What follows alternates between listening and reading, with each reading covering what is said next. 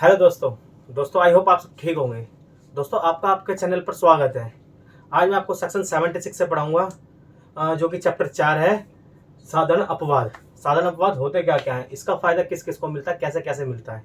क्योंकि जैसे मान लो कि कोई ऐसा काम होगा या ऐसा कोई कार्य है जो आप करना नहीं चाहते थे, आपसे हो गया। अगर वो कार्य आप बोलोगे कि भाई मैंने अपनी इच्छा से ना करके मेरी मजबूरी थी करने की, तो उन चीज़ों में आपको कैसे बेनिफिट मिलता है। तो इस दोस्तों ये सेक्शन 76 से लेके 106 तक यही कहता है।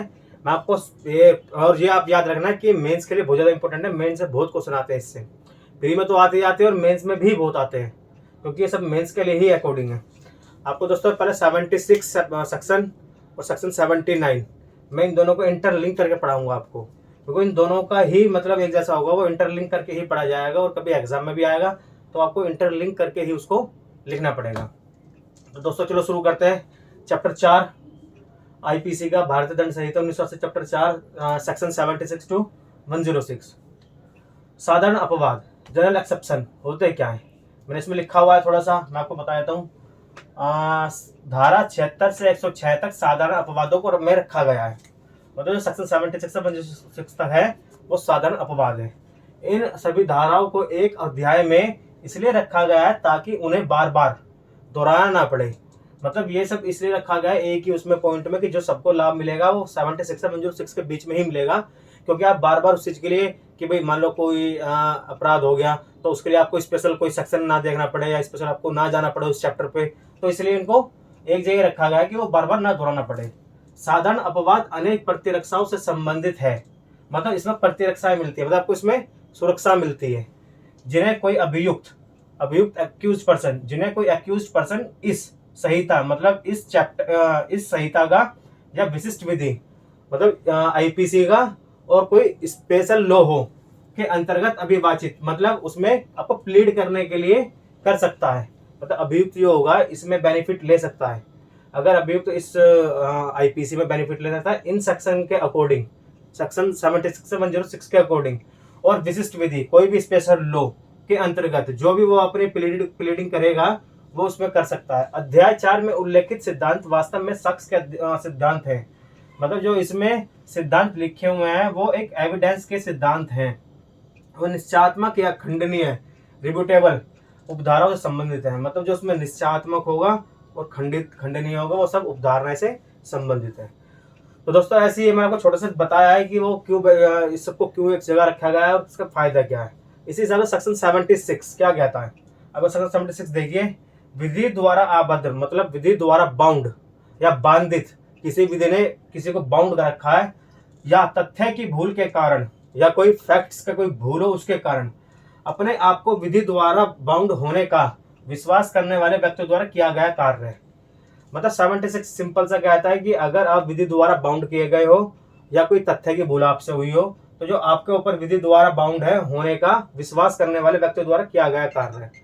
दोस्तों सेक्शन 76 विधि द्वारा आबद्ध या आबंध, मतलब इसका मतलब बांधित, मतलब किसी को बाउंड कर देना विधि के अकॉर्डिंग, या कोई तथ्य की भूल हुई हो उसके कारण अगर आपको विधि द्वारा बाउंड किया गया है और यह विश्वास करता है, और अगर यह विश्वास है कि जो भी वो व्यक्ति कर रहा है वो विधि द्वारा ही कार्य है, और सेक्शन 76 तो ये कहता है। और प्लस में मैं इसमें लिखा साथ में पढ़ा जाना, सेक्शन 79 विधि द्वारा न्यायमूनत। न्यायमूनत का मतलब होता है कोई जस्टिफाई, किसी भी कार्य को जस्टिफाई करना, या तथ्य की भूल या कोई फैक्ट्स की भूल होगी, भूल से अपने को विधि द्वारा न्यायनुमत मतलब जस्टिफाइड होने का विश्वास करने वाले व्यक्ति द्वारा किया गया कार्य।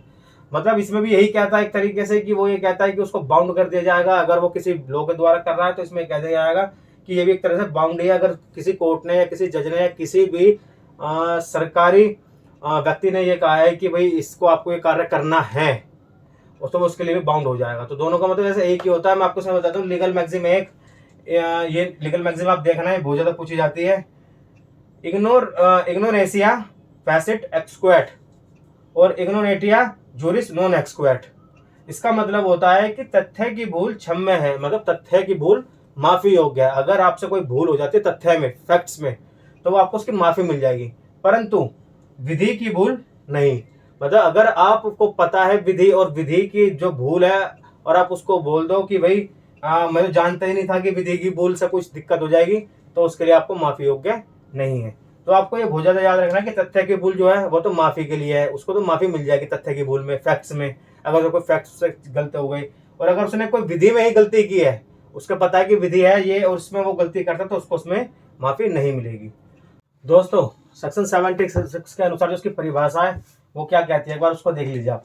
विधि द्वारा बांधित, जो विधि के द्वारा किसी चीज को बांधित किया गया है तथ्य की भूल के कारण, अपने आप को विधि द्वारा बांधित होने का विश्वास करने वाले व्यक्ति द्वारा किया गया कार्य है। जब मैं आपको बताया था ऊपर की जो विधि द्वारा बांधित है या तथ्य की भूल के कारण अपने आप को विधि से बंधित, अगर उसको विधि ने ही बोल रखा है आपको इस तरीके से करना है, तो विश्वास करने वाले व्यक्ति द्वारा किया गया कार्य है।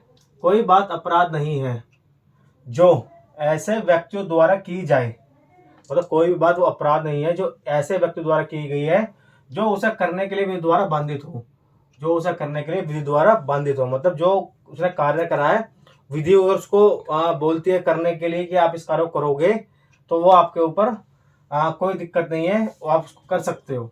या जो तथ्य की भूल के कारण हो, या कुछ चीज ऐसी है कि जो फैक्ट्स की भूल के कारण हुई हो, ना कि विधि की भूल के कारण, पर वो विधि की भूल के कारण ना हुई हो, सद्भावना पूर्वक गुड फेथ विश्वास करता हो कि वह कर रहे जो जो उसे करने के लिए विधि द्वारा आबद्ध है। मतलब छोटी सी बात सोचो कि अगर कोई व्यक्ति है, उसको लॉ ने ये कहा है कि आप इस कार्य को करोगे, वो लॉ के अकॉर्डिंग कार्य किया जाएगा, तो वो मतलब उसमें आपको ऊपर कोई क्राइम के लिए या कोई आपराधिक अपराध नहीं माना जाएगा। और अगर वो तथ्य कुछ ऐसे हैं कि आपसे फैक्ट्स में कोई गलती हो गई है, तो भी वो आपको लागू नहीं किया जाएगा, मतलब कोई भी अपराध लागू नहीं किया जाएगा। पर वो चीज जो होगी वो विधि की भूल ना हो, और अगर उससे अगर किसी भी ऑफिसर ने वो चीज कहा हो करने के लिए, तो आप उसको कर सकते हैं। जैसे आपको अभी नीचे एग्जाम्पल भी समझाऊंगा इसी तरीके से। दोस्तों ऐसे सेक्शन 79 मैंने बोला दोनों साथ पढ़ना, ये उसकी परिभाषा है। कोई बात अपराध नहीं है जो ऐसे व्यक्ति द्वारा की जाए जो उसे करने के लिए विधि द्वारा न्याय हित में हो, मतलब ऐसा कोई भी अपराध नहीं है जिसको वो कार्य कर रहा है वो अगर न्याय के हित में हो, तो उस पर वो अपराध नहीं माना जाएगा। यह तथ्य की भूल के कारण हो, और जो एक क्या गया हो एक तथ्य की भूल हो, फैक्ट्स की गलती से हुआ हो, ना कि विधि की भूल से कारण हो, ना कि वो किसी विधि की भूल के कारण किया गया हो। सद्भावना पूर्वक विश्वास करता हो कि वह उसे करने के लिए विधि द्वारा न्यायहित है, मतलब यह विश्वास करता है वो व्यक्ति जो वो कर रहा है वो विधि द्वारा किया गया है, उसको न्याय के हित में किया गया है। तो इसी हिसाब से दोनों ये दोस्तों आप देख लो। और इसमें सेक्शन 76 और 79 में बताता हूँ कार्य किया गया हो, दोनों में कार्य दोनों जो उसकी भूल है सद्भावना पूर्वक हो, कि मतलब वो उसका करिए भूल करिए पर वो गुड फेथ में की हो और उससे वो भूल हुई हो। पर इसमें तथ्य की भूल माफी योग्य है, तथ्य की भूल करिए माफी योग्य, बट विधि की भूल माफी योग्य नहीं है। वैसे आपको एक चीज बताऊं, बुद्धि का अर्थ क्या होता है। ऐसे भूल जो भूल है, भूल का अर्थ क्या बताया गया है। भूल का तात्पर्य किसी भी ऐसे कार्य से है जो गलत विश्वास का परिणाम है, मतलब जिसका परिणाम गलत निकलेगा, उसका विश्वास गलत किया जाएगा, तो वो भूल है। मतलब कर तो वो गुड फेथ में रहा है, पर लेकिन वो कार्य गलत होता है, और वो इसलिए इसको अर्थ उसका बताया गया भूल का अर्थ। ऐसे इसमें आप दृष्टांत देखो 76 का जो रजिस्ट्रेशन मैंने बताया है। विधि के समादेश, मतलब विधि के आज्ञा दिया जाना, मतलब समादेश होता है आज्ञा दिया जाना। विधि में किसी ने आज्ञा दी उसका अनुपालन करना, जैसे कि एक वरिष्ठ ऑफिसर है, मतलब एक बड़ा ऑफिसर है, वो आदेश देता है कि एक सैनिक को, जिसका सैनिक है ए, उसको आदेश देता है कि वो भीड़ के ऊपर गोली चला दे, तो वो भीड़ के ऊपर गोली चला देता है। यहाँ ए ने कोई अपराध नहीं किया, क्योंकि ए को जो कार्य करना था उसने वो क्या है न्यायानुमत के हिसाब से, न्याय के हित में, और जो उसने वो कार्य किया वो एक अपने वरिष्ठ ऑफिसर के कहने पे किया है। तो इसमें जो ये ए है, जो सैनिक है, उसको इसमें दृष्टांत में बताया गया है कि उसने कोई अपराध नहीं किया है। तो इसमें क्या है कि अगर उसने कोई कार्य से तथ्य की भूल हो तो ठीक है, या फिर उसने जो फैक्ट्स के अकॉर्डिंग कोई कार्य किया हो, या किसी भी बड़े ऑफिसर के कहने पर कार्य किया है, तो जो ये है ये विधि की भूल के कारण हो सकता है, पर लेकिन इसमें सजा अगर उसको ऑफिसर को भी मिल सकती है अगर उसने कुछ गलत किया, बट लेकिन इसमें जो ए है वो उसको ऊपर को सजा नहीं दी जाएगी। दोस्तों इसका दूसरा दृष्टांत जो है, जो दूसरी इलस्ट्रेशन है, वह है न्यायालय का ऑफिसर ए। एक ऑफिसर है न्यायालय का, एम को गिरफ्तार करने के लिए उस न्यायालय द्वारा कमांड दिया जाता है कि वो उसको तरीके से जांच के बाद ये विश्वास करके कि जो वाई है वाई को एम समझता है, यहाँ पर वाई को गिरफ्तार कर लेता है, ए ने कोई अपराध नहीं किया। मतलब न्यायालय का एक ऑफिसर है ए, जो ए है वो एम को गिरफ्तार करने के लिए, क्योंकि जो कोर्ट उसको ऑर्डर करता है कि आप उसको जाके गिरफ्तार करेंगे, तो वो तरीके से जांच करके, और उसको यह विश्वास होता है कि जब जो जांच करता है तो उसको यह विश्वास होता है कि जो वाई है वही एम है। अगर यहाँ पर वाई एम को गिरफ्तार कर लेता है तो यहाँ पर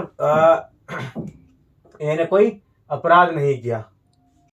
दोस्तों इसी तरह सेक्शन 79 का इलस्ट्रेशन है, ए बी को ऐसे कार्य करते हुए देखता है जो कि ए को हत्या लगती है। मतलब जो ए है वो बी को ऐसा कार्य करते हुए देखता है जो ए को ऐसा लगता है कि उसने हत्या की है।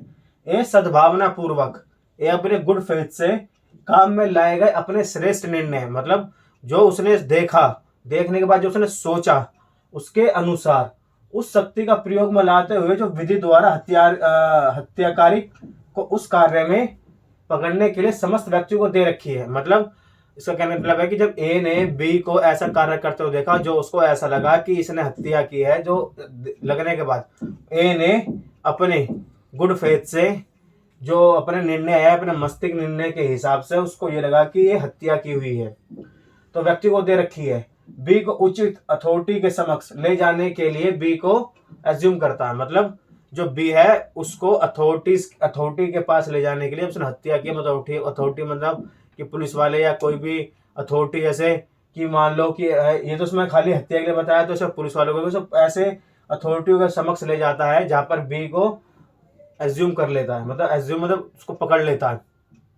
ए ने कोई अपराध नहीं किया, यहाँ पर ए ने कोई अपराध नहीं किया, चाहे तत्पश्चात चाहे उसके बाद असल बात यह निकले कि बी आत्मरक्षा में कार्य कर रहा था। मतलब यहाँ पर ए को ऐसा लगता है कि बी उसकी हत्या कर रहा है, तो ए क्या करता है, उसको पकड़कर अथॉरिटी के पास ले जाता है। जो अथॉरिटी के पास ले जाने के बाद अपने गुड फेथ से जब अथॉरिटी के पास जाता है तो ए ने उस समय कोई हत्या, मतलब ए ने उस समय कोई अपराध नहीं किया, ठीक है, उसको ले गया पकड़ के, तो उसने वो गुड फेथ में किया। बट लेकिन चाहे उसके बाद उसका रिजल्ट कुछ भी हो, चाहे वो बी अपनी आत्मरक्षा में कर रहा हो या किसी भी तरीके से कर रहा हो, तो इसमें यही चीज बताई गई है। तो 79 सेक्शन में एक है सिद्धि का दायित्व, मतलब पूर्ति। सिद्धि मीन्स पूर्ति का दायित्व। अब आपको बताया था, यदि अभियुक्त इस चैप्टर में किसी अपवाद मतलब एक्सेप्शन, जो जनरल एक्सेप्शन है, यदि अभियुक्त मतलब अक्यूज्ड पर्सन, यदि कोई अक्यूज्ड इस चैप्टर में किसी भी अपवाद को अभिवंचित मतलब प्लीड करता है, तो उसके विरुद्ध एक उपधारणा मानी जाएगी जिसको साबित करने का दायित्व उस पर ही होगा। मतलब यदि कोई अक्यूज्ड पर्सन, या जबकि ऐसे मैंने आपको बताया कि बी जो है, बी ने उसकी हत्या करी, तो उस ए को तो ऐसा लगा कि बी ने उसकी हत्या करी, पर लेकिन उसका पूरा बाद में जब निकला असल बात तो ये निकली कि उसने आत्मरक्षा में उसकी हत्या करी। तो इसी हिसाब से जो अभियुक्त है, उस समय पे भी अभियुक्त है यहाँ पे, तो जो अभियुक्त होगा वो इस चैप्टर में जो अपवाद है, सेक्शन 76 से 106 के जो अपवाद है, उसमें अगर प्लीड करता है, मतलब उसमें अगर वो केस में अपनी प्लीडिंग देता है, तो उसके विरुद्ध यह उपधारणा मानी जाएगी कि जो एक्यूज पर्सन है वही इस बात को साबित करे कि वो उसकी गलती इसमें नहीं थी, तो दायित्व पर होता है। ठीक है, इसका अर्थ यह नहीं है कि अभियुक्त ही साक्ष्य प्रस्तुत करे। मतलब इसका अर्थ ये नहीं माना जाएगा कि जो एक्यूज्ड पर्सन है वो ही इसके साक्ष्य प्रस्तुत करे, उसको कोई भी प्रस्तुत कर सकता है। वे परिस्थिति जो अभियुक्त के मामले को किसी भी अपवाद के अंतर्गत लाती हैं, या तो अभियोजन द्वारा प्रस्तुत किए गए साक्ष्य हों या अन्यथा रिकॉर्ड पर पाए गए साक्ष्य द्वारा सिद्ध की जा सकती है। मतलब जो भी परिस्थितियां हैं उस समय की, जिस समय उसने वो अपराध किया, तो जो भी उस समय की परिस्थितियां हैं उसको चाहे तो अभियुक्त के मामले को किसी भी अपवाद के अंतर्गत लाती हूँ। मतलब अगर जो एक्यूज पर्सन है उसने जब इस ऊपर हत्या की, तो जो उसके बाद की ये परिस्थिति है, तत्पश्चात बाद में असल यह निकला कि आत्मरक्षा में कार्य कर रहा है, तो जो उसकी परिस्थितियां हैं जो अभियुक्त के मामले को किसी भी अपवाद के अंतर्गत लाती है, इसको अपवाद के अंतर्गत लिया ही, या तो अभियोजन मतलब या तो प्रोसिक्यूशन द्वारा प्रस्तुत किए गए हों, या तो उसको प्रस्तुत करेगा, या फिर अभियोजन पक्ष जो अभियोजन होगा, प्रोसिक्यूशन होगा, उसके द्वारा प्रस्तुत किए गए कोई भी एविडेंस हो, या अन्यथा रिकॉर्ड में पाए गए कोई भी साक्ष्य द्वारा सिद्ध किया जाता है, या उसके रिकॉर्ड पे जो पुलिस इन्वेस्टिगेशन होगी उसके रिकॉर्ड पर कोई साक्ष्य पाए गए हो, तो उससे भी सिद्ध किया जा सकता है। जहां अभियुक्त अपने बचाव में किसी अपवाद को अभिवंचित करता है, मतलब जहां भी कोई एक्यूज पर्सन है वो अपने बचाव के लिए प्लीड करता है, तो परंतु अभिवचन, अभिवचन मीन्स दलीलें, वो अपनी दलीलों के समर्थन में प्रस्तुत किया गया शख्स न्यायालय को पूर्ण रूप से संतुष्ट करने में विफल रहता है। मतलब या उसने जो भी कोई उसने अपनी दलीलें पेश करी या उसने कोई प्लीड करा और उसके बाद भी अगर कोर्ट को यह लगता है कि भाई ये जो बोल रहा है गलत है या जो उसने साक्ष्य दिए हैं वो मुझे फुलफिल नहीं हो पा रहे, तो वो उसको न्यायालय को पूर्ण रूप से संतुष्ट नहीं कर पाता, तो वो विफल रहता है। यह नहीं सिद्ध हो पाता कि मामले के अभिवाचित सामान्य अपवाद के अंतर्गत लाने वाली परिस्थितियां अस्तित्व विद्वान थी। मतलब उस समय पे यह नहीं सिद्ध हो पाता, यह नहीं सिद्ध हो पाएगा कि जो मामले में उसने प्लीड लगाई है उसके जो अपवाद है उसके अंतर्गत परिस्थिति जो थी वो विद्वान थी। मतलब जो उसने उसको मारा वो यह नहीं बता पाएगा कि अगर उसके सबूत पक्के नहीं हुए तो वो यह नहीं बता पाएगा कि भाई जो उसने उसको मारा उसमें वो अपनी आत्मरक्षा में मार रहा था या फिर वो उसको वैसे ही मारा था। तब यह भी छुटकारा पाने का हकदार है यदि संपूर्ण साक्ष्य को विचार करने के बाद भी न्यायालय के मस्तिष्क में उचित संदेह हो जाता है। मतलब अगर जब उसने अभियुक्त ने अपनी दलीलें पेश करी, या तो फिर ये हो सकता है कि जब वो अपनी दलीलें पेश कर रहा था तो कोर्ट को ये अगर लगता है कि हाँ भाई जो मतलब उसके कोर्ट के मस्तिष्क में कोर्ट को ये लगता है कि हाँ कि इस चीज इन बातों का संदेह है कि भाई ये जो बता रहा है कि उस पर्सन ये ठीक है, तो उसको चाहे तो वो अपवादों का लाभ मिल जाएगा। और अगर उसको लगता है कि नहीं जो भी अपनी दलीलें पेश कर रहा है वो इसके अकॉर्डिंग फुलफिल नहीं हो पा रही हैं तो फिर उसको मना कर देगा, मतलब जनरल एक्सेप्शन में आने के लिए, साधारण अपवाद के लिए।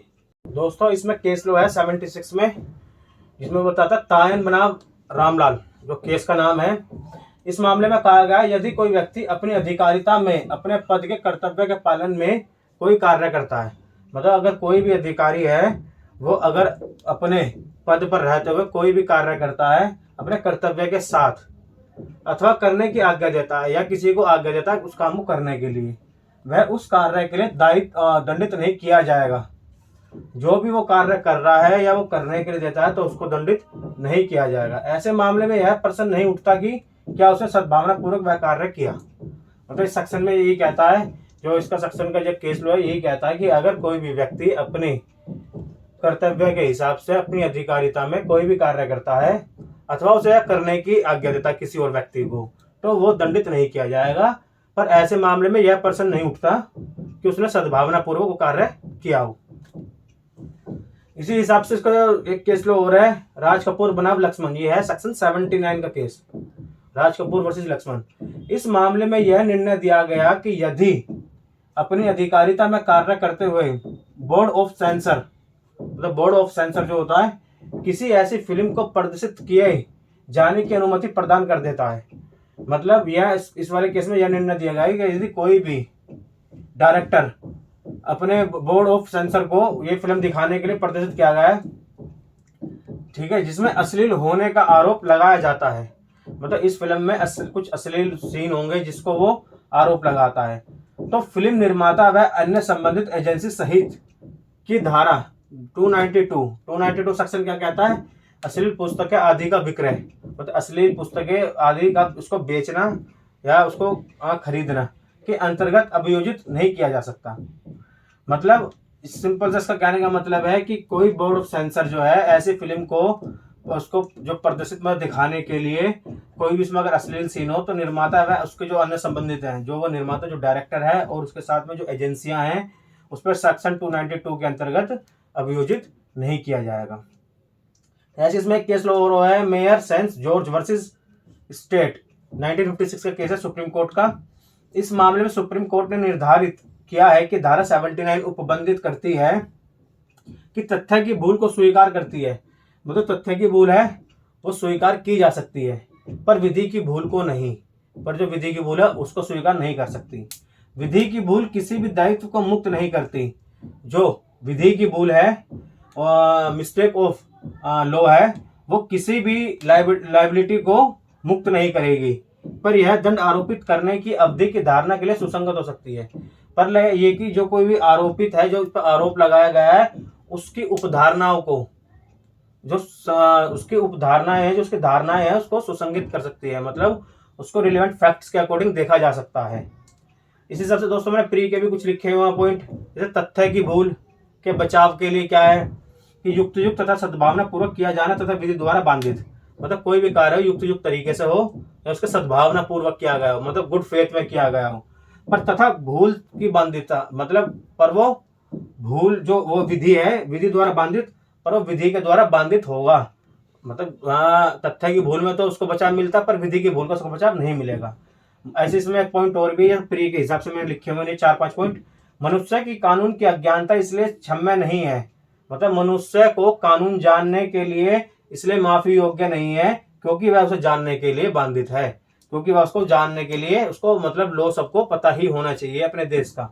तो इसमें जो कहा था, किसने कहा था? बेली द्वारा। बेली एक जूरिस होंगे, उन्होंने इसके बारे में बताया, याद रख लेना। इसमें केस और भी है, आर वर्सेस टेल्सन सेक्शन 76 का, जो बताता है तथ्य की भूल पर आधार का बचाव, मतलब कोई तथ्य की भूल है, मिस्टेक ऑफ फैक्ट्स है, तो उस पर उसको बचाव मिल जाएगा। इसमें एक केस हो रहा है R versus Sweden versus Osborne, यह 79 केस सेक्शन 79 का। आपराधिक विधि के आरोप के लिए योगदायी अपेक्षा कोई बचाव नहीं, मतलब कोई भी आपराधिक विधि है, कोई भी क्रिमिनल विधि है, कोई भी क्रिमिनल लॉ है, उसके लिए जो योगदायी अपेक्षाएं हैं उसको कोई बचाव नहीं है। मतलब कि अगर आपको इसमें लॉ, मतलब कहने का मतलब यह है कि सिंपल सा कि आपको लॉ के बारे में नॉलेज होनी ही चाहिए। फैक्ट्स, मिस्टेक ऑफ फैक्ट्स तो आपका चल जाएगा, पर मिस्टेक ऑफ लॉ वो आप उसको, अगर उसका आप कोई बचाव लेते हो मिस्टेक ऑफ लॉ का, तो वो आपको बचाव नहीं मिलेगा।